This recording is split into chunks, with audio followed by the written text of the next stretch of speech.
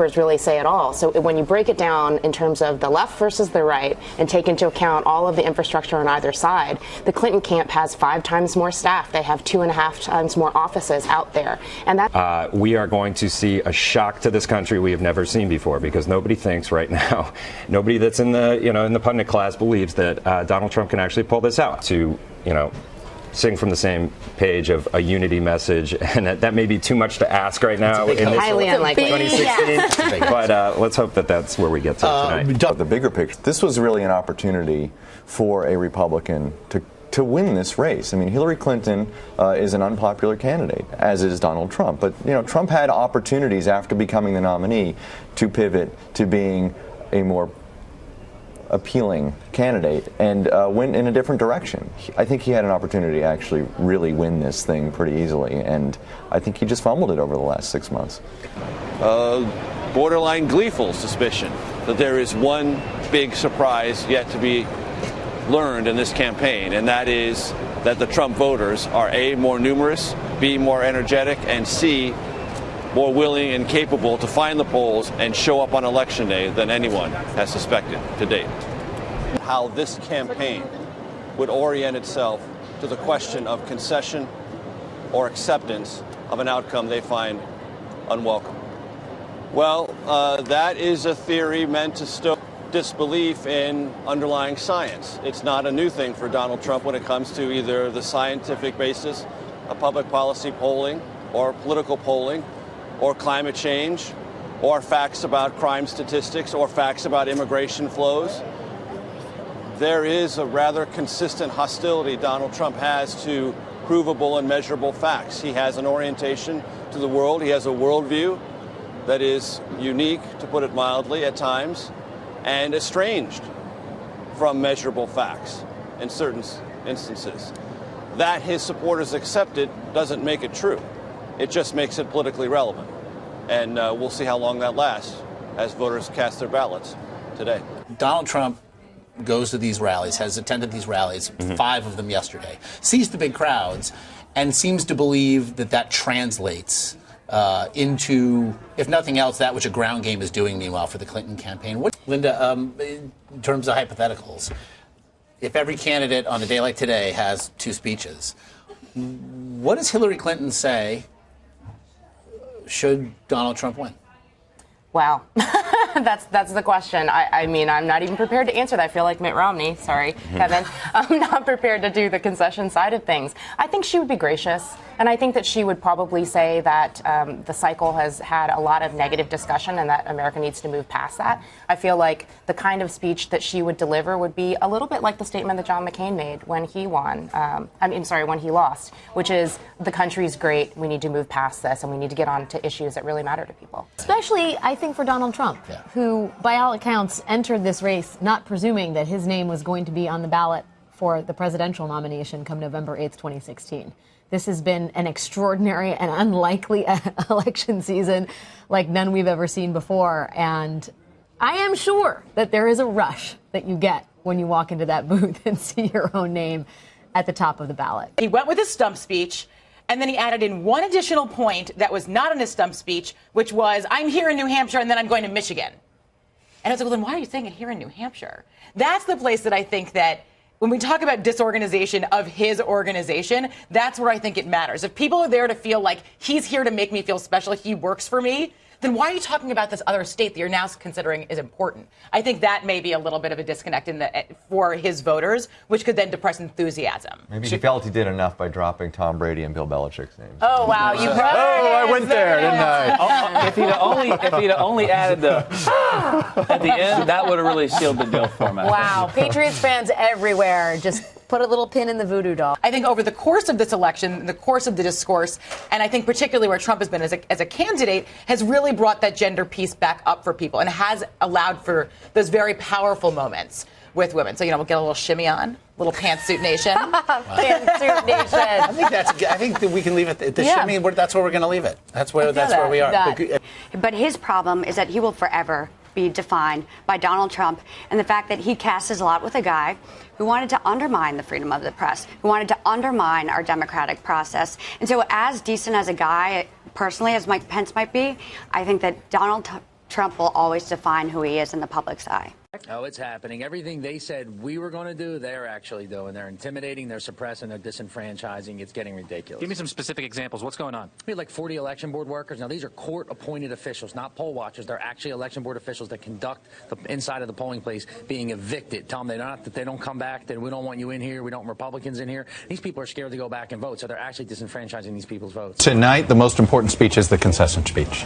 Okay, how whoever loses, how they set the tone. Then, look, later in the week, it's really important for the president-elect. Tonight, the concession speech will tell us how hard it will be to heal this country. Popping the champagne corks just yet, but they probably are thinking about how good it might taste. And that's because all of the data that they're seeing, and this is a data-driven campaign, matches up with what they expected. Good news for the Clinton campaign because they have so many paths to those 270 electoral votes. But analyze what Kellyanne has told us and what we know about the state of the race right now. Well, she's talking about multiple paths, but there really aren't multiple paths. I mean, really because Hillary Clinton starts with a lead, because of the way states traditionally vote, historically, more Democratic states in Hillary Clinton's column. And so what Kellyanne Conway is saying is there are a bunch of different states, but she still has to win Florida, North Carolina, Ohio, and then a couple of other big ones. They had hoped that there would be lines long enough to keep this place open after 7:30. But as you can see, the doors closed. No one is here. There is some nervousness on their side and a lot of confidence, more so than in other states that I'm hearing from the Trump campaign. Having said that, if they're able to pull it out, the Clinton campaign, it's going to be about the ground game. Today they did something really interesting, Lester. They took 400 paid staffers out of the offices, put volunteers in, and sent them out canvassing 4 different times. If they knocked on the door once and somebody wasn't home, they went back a second time. What's going on in Florida? I'm working on it, Nora. I mean, this is eerily like 2000. I mean, are we going to start hearing about hanging chads in a minute here? But a state like Michigan, that in the last election that we had called at 9 o'clock, it's now 9:30. We're not able to call that state. That the working class that has been so abused and attacked and their livelihood taken from them over these last really couple decades, they're at the point where they're so angry and full of so much despair that I could see that they were going to use the ballot box as an anger management exercise. You've called it a middle finger to the establishment. Yes, or the media, that includes me, that unfortunately, Tom, includes you. I can't believe that it would, but it does. That 34% of Americans trust any of our voices. And that is because they view us as speaking down to them. State is now important to both of them. This is no longer, she's got all these paths to 270. No, she doesn't. The fact that North Carolina and Ohio now appear to have ended up in the Trump camp is a bitter disappointment for the Clinton campaign. They literally spent tens of millions more dollars in those states than Donald Trump did. Long faces at this viewing party here. This is Clinton headquarters in New York, not far from where the Trump folks are gathered right now. Let's go to Andrea Mitchell. She is there. Andrea? Well, you're showing the faces, the stunning information as it's been progressing here of Donald Trump winning Iowa, which was pretty much anticipated, and Florida. But this is such a narrow path. And for all this time, we've been talking about the multiple paths that she had and the narrow path that he had. And clearly that was a misjudgment by all of the conventional wisdom. So pollsters missed it, correspondents missed it, all of the analysis. Feel vindicated in this idea that Donald Trump was speaking for them when nobody else was.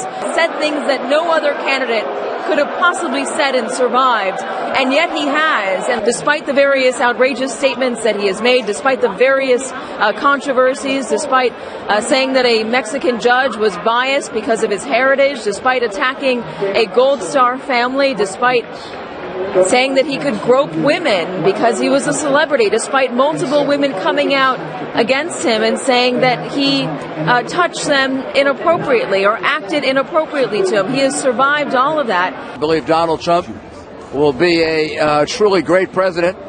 And the people of America I'll remind you, America, he's at 228 electoral votes, so not quite victory yet.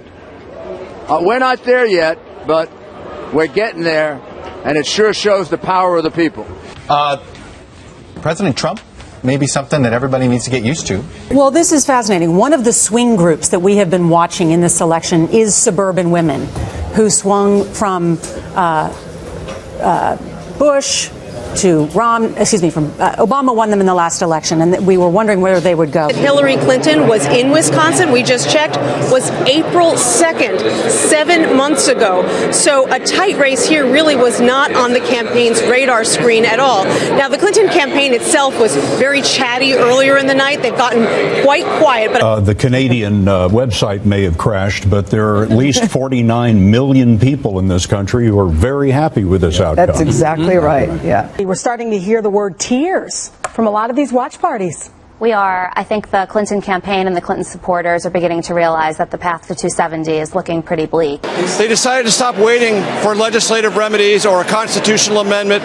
They just put someone, or put their support behind someone who they believe, because of his wealth and because of his understanding of the system, having once been a donor, but now an outsider of his own, couldn't be bought and would really represent their interests and not anybody else's. People starting to leave early. They are in tears. A lot of red faces here, Lester, as they watch these results come in. One supporter describing it as stunned disbelief.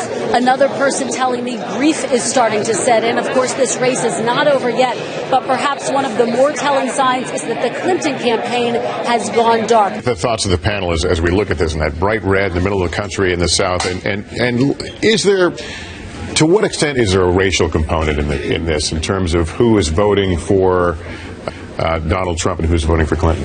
Okay, this is a big split in this country. There's a big non-white split. Because this is going to be a conversation going forward. You realize forward. that she's losing Texas by all of just 8 points. I mean, the fact of the matter is the Latino vote showed up in a big way for her. And I think that what's going on, it's always important to have a conversation about where we are in race, but the truth is we elected the country's first African-American president not once but twice.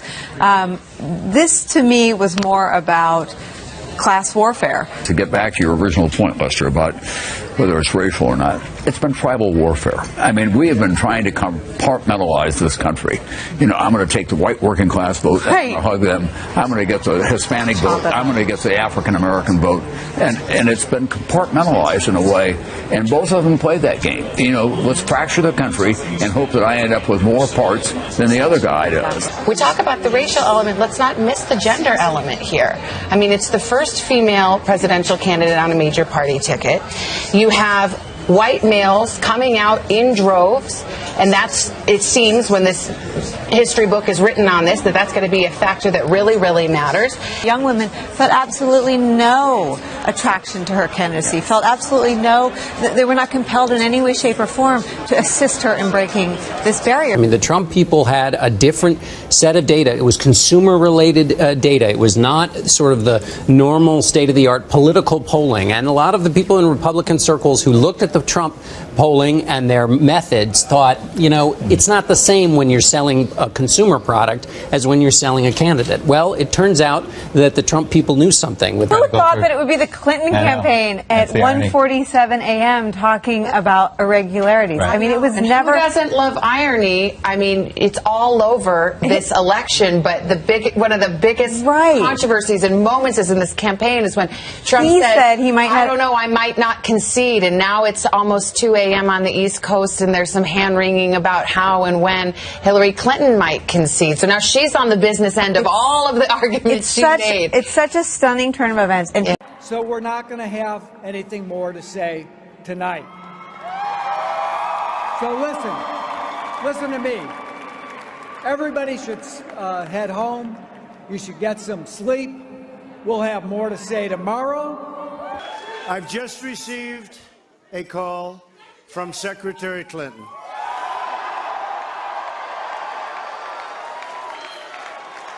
She congratulated us, it's about us, on our victory, and I congratulated her